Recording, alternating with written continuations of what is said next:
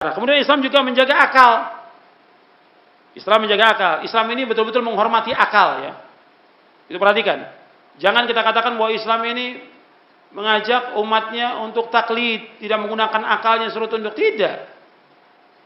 Islam mengajak umatnya untuk berpikir. Allah menyebutkan dalam Al-Quran, afala ta'qilun. Apakah kalian tidak berpikir? Islam agama yang sesuai dengan akal manusia. Dan Islam tidak pernah mengekang akal manusia, tidak. Disuruh kita berpikir tentang penciptaan langit dan bumi. Disuruh kita berpikir tentang segala macam yang ada ini. Tapi ingat, yang disuruh kita pikirkan tentang makhluk Allah, tidak boleh kita pikirkan tentang zat Allah, sama sekali nggak boleh. Tafakkaru fi khalqillah wala tafakkaru fillah. Pikirkan tentang makhluk Allah semuanya, jangan pikirkan tentang zat Allah. Kalian nggak akan sanggup dan nggak akan mampu. Fikirkan tentang makhluk Allah. Dan kalian akan tahu tentang adanya Allah.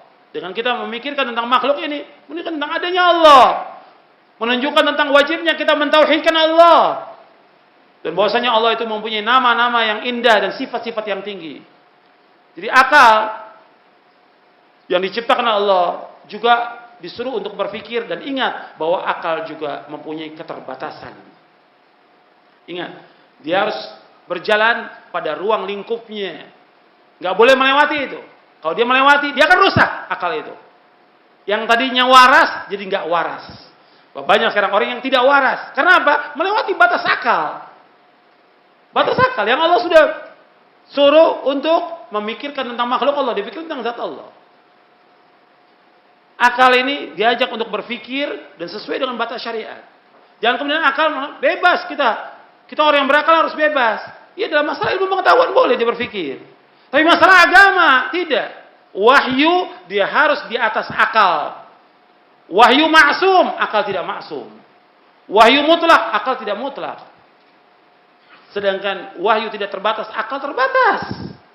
Dia harus wajib tunduk kepada akal. Ketika akal ini melewati wahyu, maka dia akan rusak akal ini.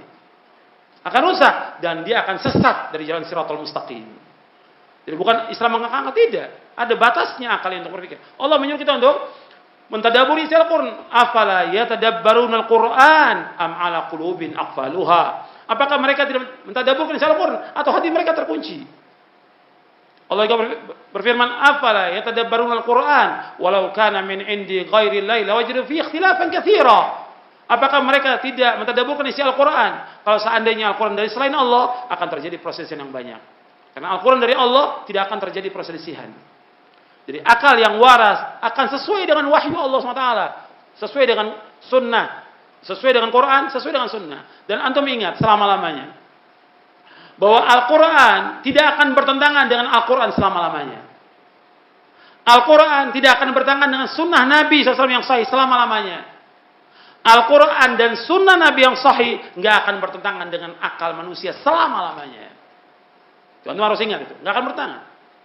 Nggak ada ayat atau hadis yang bertentangan dengan akal manusia. Tidak ada. Makanya nggak boleh orang mengatakan, sekali-kali mengatakan ini ayat ini atau hadis ini nggak sesuai dengan akal manusia. Nggak mungkin. Kalau ditanya nggak sesuai dengan akal, akal siapa? Akal siapa? Mengatakan Quran ini dan ayat hadis ini atau agama Islam ini nggak sesuai dengan akal manusia. Akal siapa? Akalnya para nabi semua terima agama Islam ini. Akalnya para sahabat semua terima agama Islam ini. Akalnya para tabi'in, akalnya para ulama, a'immatul mujtahidin dan wali-wali Allah terima. Jadi akal siapa yang mau diterima? Akal kamu yang tidak waras atau gimana? Jadi kalau dikatakan akal yang mana? Standarnya akal itu yang mana? Akal itu yang diterima. Akalnya kamu atau akalnya para sahabat? Ya, standar nilai itu harus kembali kepada siapa nilainya? Ketika orang mengatakan nggak cocok dengan akal ayat ini atau hadis ini, atau masalah ini, atau syariat, akal siapa? Allah ciptakan akal ini untuk menerima wahyu, memahami wahyu dan mengamalkan wahyu ini, bukan untuk menolak wahyu, bukan. Kalau dia menolak wahyu, pasti dia akan sesat, pasti dia akan sesat. Makanya antum lihat orang-orang filsafat yang belajar filsafat, ketika dia mengotak-atik Al-Quran, mengotak-atik As-Sunnah dan yang lain, sesat dia. Dan di akhir hayatnya mereka menyesal semuanya. Menyesal.